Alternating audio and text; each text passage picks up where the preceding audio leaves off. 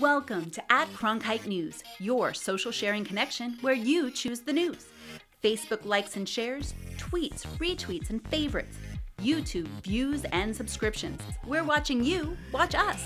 From our digital home at cronkitenews.azpbs.org to your television, web browser, or mobile device. Let's get a refresh on the top Arizona news of the week. The number of Hispanic entrepreneurs is on the rise, and women are leading the way in starting their own business. Cronkite News reporter Jennifer Souls introduces us to one of the young women building her own business. According to a recent study done by the Arizona Hispanic Chamber of Commerce, our state has about 89,000 Hispanic-owned businesses, and over half of those are owned by women. For sure, let me know so that I can push that out, because that'll be big. Carla Chavarria owns Phoenix-based YCM Marketing, a business born out of her love for art and storytelling. I draw stuff, I'm just kidding. Anything that you see like on billboards, on magazine covers, posters, anything that you see is a lot of the stuff that we do. The number of Latinas like Chavarria who've started a business has tripled in Arizona in the past 8 years. There are now 66,000 Latina-owned businesses. There's a kind of, if you will, an analogy to be drawn between what's happening now with Hispanic-owned businesses that are owned by Hispanic women and the kind of Rosie the Riveter phenomena that happened in World War II. Some credit immigrants for helping drive that economic growth. And rather than saying, I have skills and nobody wants to hire me, they basically said, I'm going to make my own way. I'm going to find a way to contribute to this community and also pursue my own dreams. Chavarria created her business out of necessity. I'm a dreamer, so meaning like I didn't have the proper documents when I was here, so it was very hard for me to work. So she went to work building her own company. You just kind of have to do it and enjoy the process. I think that's the key of it, to enjoy it. You know, those late nights, early mornings. You have to learn how to love it and enjoy it, because otherwise you're not. It's gonna be the worst thing you do in your life. And that's the kind of drive that has translated into success for thousands of Latina entrepreneurs in Arizona. Since starting her business in 2012, Chavarria has seen business do so well that YCM Marketing is currently moving to a bigger location. In the Broadcast Center, Jennifer Souls, Cronkite News. We live in a world where our resources are limited, so we resort to recycling. But the industry is facing challenges. Cronkite News reporter Alicia Leonage tells us how improved recycling habits can help the environment and the economy. According to the federal government, the U.S. recyclable rate has stalled at 34% since 2010. Meanwhile, bales of recyclable materials continue to lose value, all because of our own bad habits. Sorting, sifting and separating. About 350 tons of waste materials venture through a series of conveyors and are organized into piles at the Waste Management Recycling Facility in Surprise, the end product resulting in stacks of bottles, paper, cans and other recyclable materials. But that's not all these workers discover. Plant manager Jose Herrera comes across things like animals, electronics and more. Items that might no longer be wanted, but aren't recyclable either. Even though they are sorted by machines and by hand, some still sneak by. They really compromise our processing, either by jamming some of the equipment, causing damage to the equipment, like ripping bales, broken equipment, or basically even as dangerous as fires. And Herrera says when the unwanted items get through, the value of the recyclable bundles declines.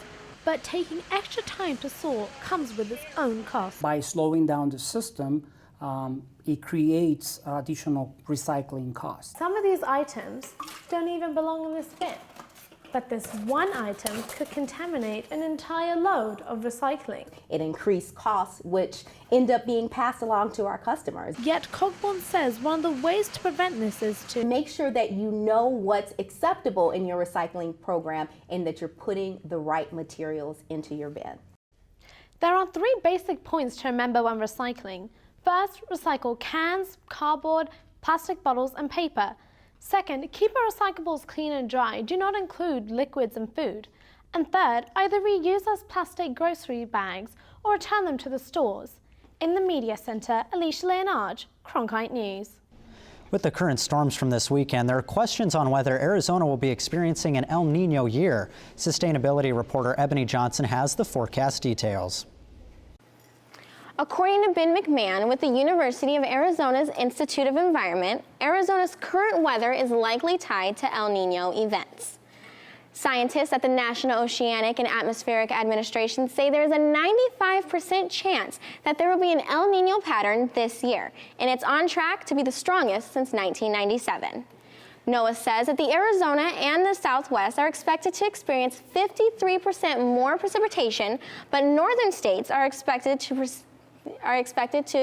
have 51% less precipitation this winter.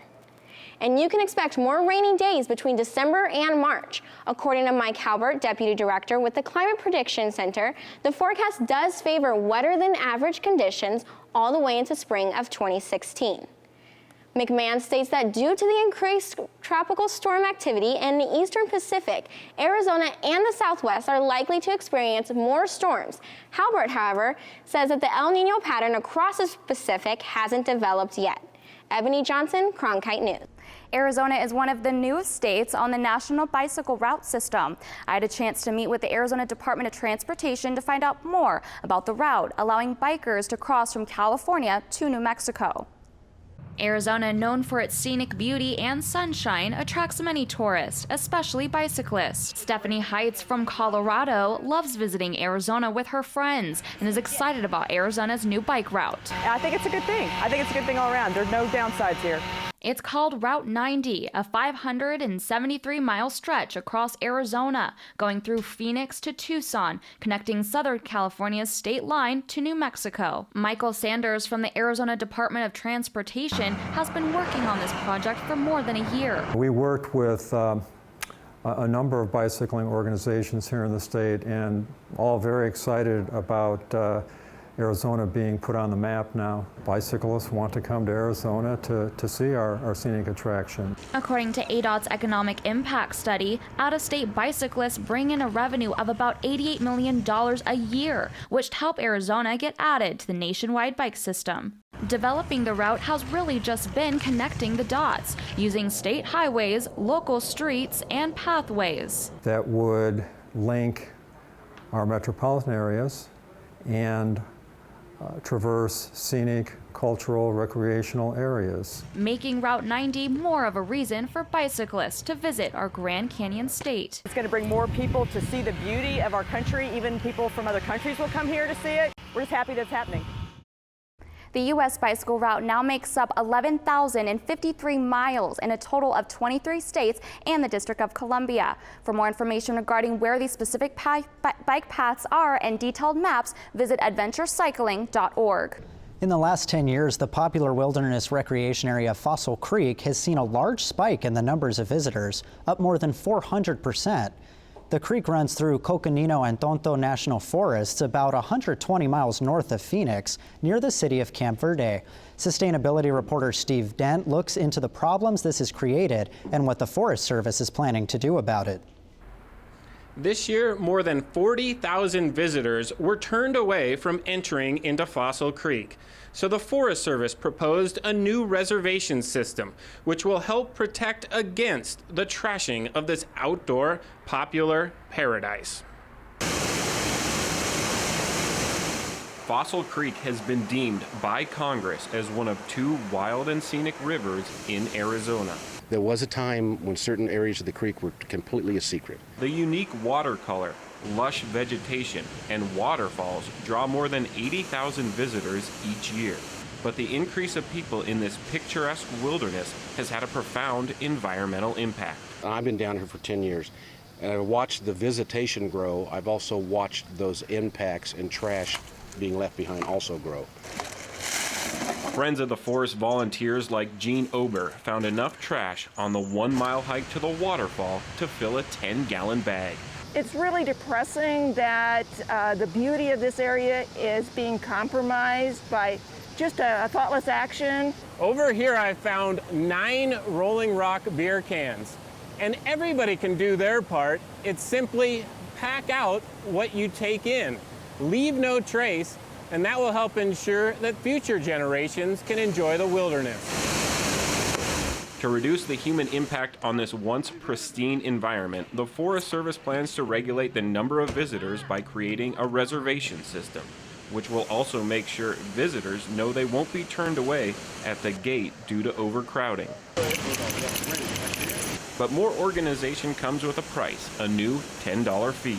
I mean, I'm split on it. It's kind of a bummer because it's been free the whole time, but then again, it is getting kind of needed because of the amount of people that are starting to come out. The Forest Service hopes that with the changes, Fossil Creek will continue to flow as a wild and scenic river, deserving of its congressional recognition. The Forest Service hopes to have the reservation changes in place by the beginning of 2016. In the meantime, the public will have the opportunity to voice their concerns on the policy changes. Live in downtown Phoenix, I'm Steve Dent, Cronkite News. As we head into a presidential election year, there's concern about the age of voting machines. But as Cronkite News reporter Aaron Johnson found, county election directors are ahead of the game, gathering their own funds to ensure the equipment is up to date. It's a new age of machines, voting machines. But a study released by the Brennan Center discovered state and local election equipment in 43 states had exceeded or are close to passing their lifespan of 10 years. Arizona is one of 14 states to have equipment more than 15 years old. The equipment for the most part has been fairly durable. We've had it in service, like I said, we've had the AccuVote units in service since 2004. We've had very few problems. Back in 2002, Congress passed the Help America Vote Act and gave each state sufficient funds to improve elections with new procedures, databases, and equipment. But the money is gone, and the machines are beginning to show signs of age. We had, in the 2014 election, our server began to show signs of indicated trouble. It collapsed on us. It's probably just from, old age or just the finicky nature of computer machinery. Even though the HAVA money is gone, most Arizona counties have already purchased or are planning to purchase new equipment in the next year. I think our county elections officials are the gold standard for, quite frankly, the country. Arizona has a long-standing reputation as a state that really gets out in front of election equipment. And both Roberts and Mariskill say these upgraded machines are even more accurate at counting votes. In Phoenix, Aaron Johnson, Cronkite News. According to experts, voting machines undergo logic and accuracy testing before each election. 9 counties plan to replace their older machines ahead of the 2016 election. The Arizona State Fair opens its doors tomorrow, but today and tomorrow, countless inspectors are hard at work making sure the rides are safe for the public. Julia Thatcher is live in the broadcast center with a behind-the-scenes look at the process. I got to see a sight today that many won't. The Arizona State Fairgrounds almost empty. The doors open tomorrow, but the crew is putting on the finishing touches to some of the rides. Rides, food, and safety? Lots of preparation goes into making sure your favorite ride goes off without a hitch. The Arizona State Fair says it conducts daily checks to make sure each ride is safe for operation and even brings in a third party to do inspections as well. Inspectors check for loose bolts and mechanical wear and tear from use, but the real danger to the ride isn't in the mechanics. It's the guests acting up on rides. Most of our injuries happen because the guests do not listen to our rules. They do not listen to safety. Posted outside each ride are rules for guests to follow. Officials for the fair are sure that with all the preparation and inspections, the rides themselves are perfectly safe. Safety is priority one. These rides are very safe. My kids ride these rides, and we're very proud of what we do here. Just come out and see us. Third-party inspectors say the rides at the state fair are often more safe than amusement park rides because the rides are taken completely apart when moving between fairgrounds, and each part is checked for wear before it's reinstalled at the new location. They go above and beyond. They do not have to hire a consultant or a ride inspector. They do it because they care about the guest safety, and that's why we're here. It costs them a lot of money to bring us in, and it's something they do on their own. The Arizona State Fair is celebrating 54 years this year and will open its gates starting tomorrow through November 8th. In the newsroom, Julia Thatcher, Cronkite News. The solar industry has been in the national spotlight, with solar supporters blaming utility companies for higher fees and a decrease in solar panel installations. Cronkite News reporter Audrey Wheel shows us the solar debate is quite prominent right here in Arizona. When it comes to total solar capacity, Arizona sits near the top of the list. But that number isn't growing like it used to. Environment America's latest solar report shows that just in the past few years, Arizona has dropped from 1st to 8th in the country in new solar installations. Unfortunately, Arizona is not number one in too many things.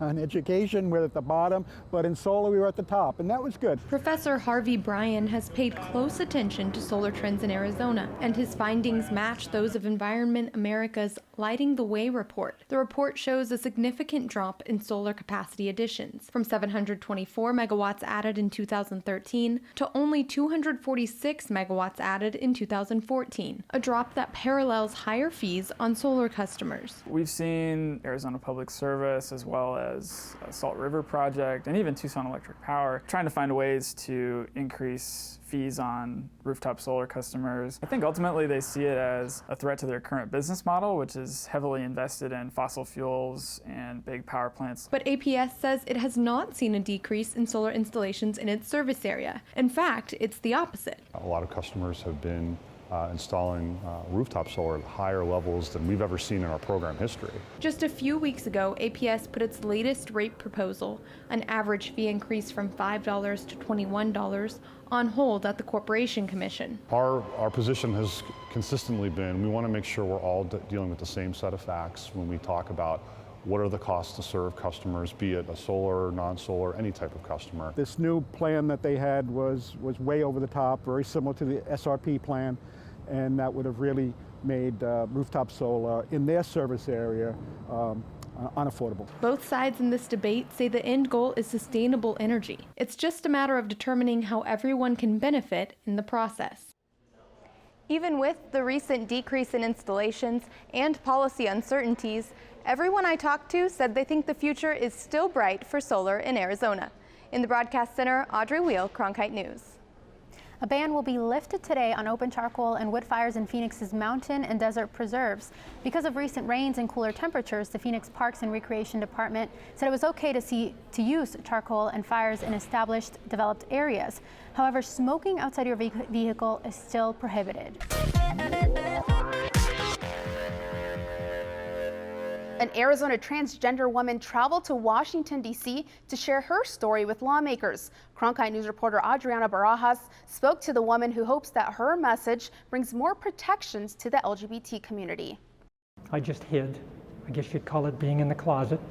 And that's how I lived my life until just 4 years ago. For Bobby Lancaster, coming out as a transgender woman was not easy, personally or professionally. I ran headlong into a lost job because they could not support me in watching me change from Dr. Bob on the job to Dr. Bobby. They wanted no part of it. The constant reminder that she was hired as a male led her to quit her position as medical director for Hospice of the Valley. It hurt because I was doing such wonderful work for them.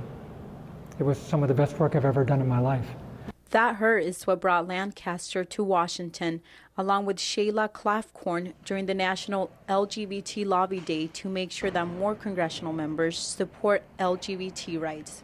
We're here today talking about the Equality Act in particular, a bill that would extend protections for LGBT people. If passed, H.R. 3185 would amend the Civil Rights Act of 1964 and include protections for those based on sexual orientation and gender identity in the workforce as well as in public housing. So this is just an issue of fundamental fairness, that we all should be protected, whether we're a woman or a person of color or a gay person or a transgender person. Lancaster says there's still work to be done, but she hopes that her story changes hearts and minds so that no one else goes through what she went through. There's still a lot of individuals like me who have faced discrimination and continue to face discrimination just because we're LGBT. In Washington, D.C., Adriana Barajas, Cronkite News. We reached out to Hospice of the Valley today. Officials there said they would get back to us to comment on this issue. 3 green homes are being built in the valley for low-income families. These homes are being built by students and volunteers who are part of a program called Youth Build. Cronkite News reporter Kendall Bartley visited the park they turned into a construction site today. These students were struggling before becoming involved in the program called Youth Build. Now they're getting hands-on training in construction as well as earning their GED and giving back to their community. The young person comes in having been brought up to believe that they're not going to succeed. Maybe nobody in their family has finished high school. Maybe nobody in their family has really held steady work for a while, and they're now the first one in their family who's gone on to high school or gone on to college. They become the leaders in their family and community. 100 Prudential Financial employees and 50 Youth Build students volunteered their time today, sawing, lining up and hammering wood beams to build the exterior and interior walls of these 3 homes. Youth Build helps former drug addicts like Aaron Ubali, who has decided to roll up his sleeves and get the job done to create a better life for himself and his family. Youth Build's a really good program, and I recommend anybody who is looking for, a way out after, not being able to go back to high school, asking you shall receive, and this is a really good program. Youth Build and Prudential have also paired with Habitat for Humanity and the Department of Labor to fund this project. In Phoenix, Kendall Bartley, Cronkite News. These low-income homes will be moved to a community in Avondale. It's been 6 decades since One Valley Racetrack opened its doors. Cronkite News reporter Rebecca Wynn found out what Turf Paradise does to keep an old pastime alive in modern times. The venue opened in 1956, making it Arizona's oldest sports franchise.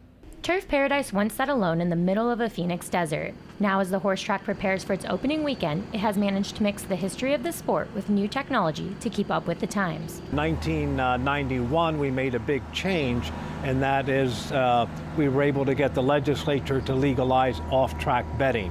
We have over 65 sites in the state.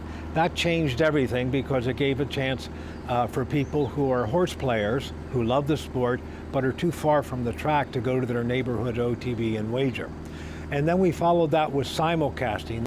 And this year, in 2015, we got legalized phone betting. Phoenix's sports landscape may have changed as quickly as technology advanced, but some say nothing beats the feeling of Arizona's original sports betting establishment. You feel like you're part of the action. You're actually involved in it. Like other sports, most people have to do it online or, side bets when you watch football or basketball. Here, you're actually involved. Say maybe it's similar along the lines of maybe fantasy or something, because you have something riding on it. When you make those bets, those horses, the way they finish it is important. And then, people, they come here. You don't need to really know all the things about betting. Turf Paradise's season runs through May 6th and will include 35 stakes races with a combined value of almost $1.5 million. In Phoenix, Rebecca Wynn, Cronkite News. Turf Paradise will actually be giving out a free commemorative t-shirt to the first 5,000 fans this Saturday for their historic opening weekend event. Now, here's our digital download from cronkitenews.azpbs.org. The top clicks on stories, photos, and infographics making news across Arizona.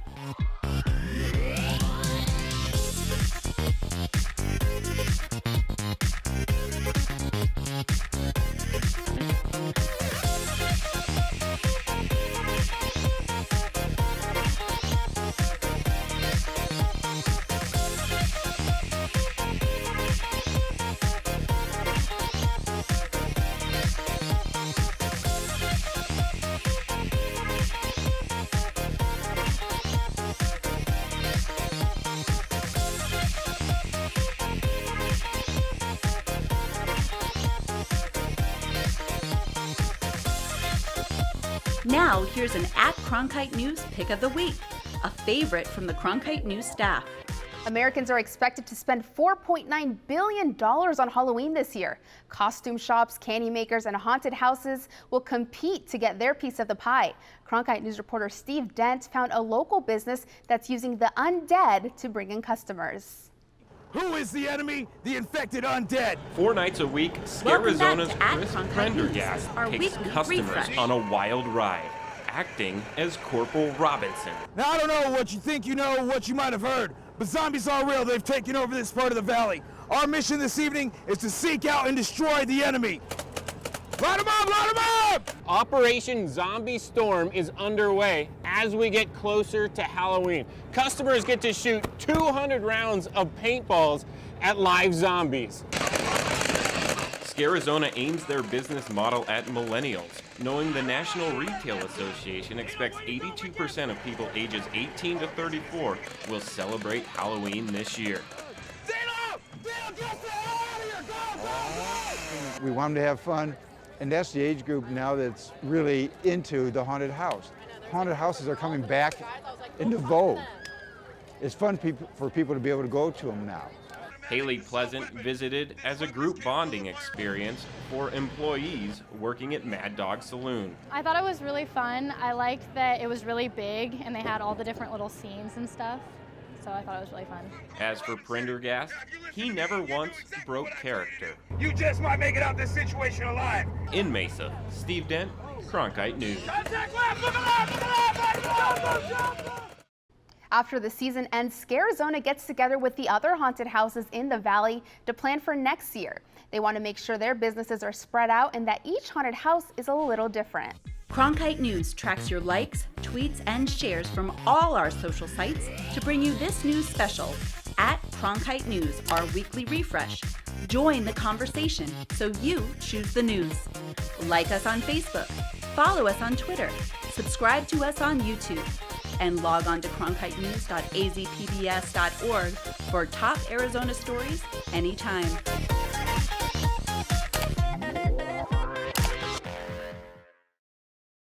8 is Arizona PBS, a service of Arizona State University.